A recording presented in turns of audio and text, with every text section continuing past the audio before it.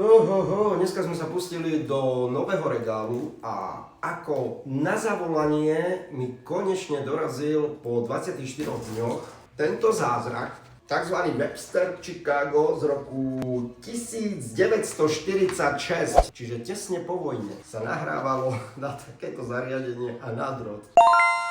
Tak to si idem pozrieť, ideme ho rozbaliť. Toto je čo? Toto vyzerá ako faktúrka prefotená. To si nechám pre seba zatiaľ. Včera som rozbaloval jednu starú vec zo 70. rokov a všetky veci mali praktické taštičky kožené. A čuduj sa svet, všetky taštičky zatiaľ, musím zaklopať, keď ku mne dorazili, boli v krásnom stave.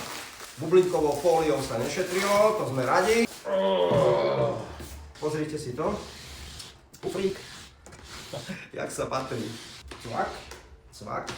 Budete prvý, kto to bude vidieť. Ešte skôr, než to uvidím ja. To je on. A ešte dokonca všimnite si, mám tu aj hudobné záznamy, nejaké teda dúfam, že sú to hudobné. Môj prvý dojem, to je ako lanko na ryby. Ťažké to je. Wow. Tak toto je predchodca kotúčových pásov, kaziet, CD-čiek, DVD-čiek, proste všetkého, čo zaznamenávalo zvuk. Určite sa s vami podelím o testy, keď to všetko dáme dohromady. Toto si idem hneď zaevidovať.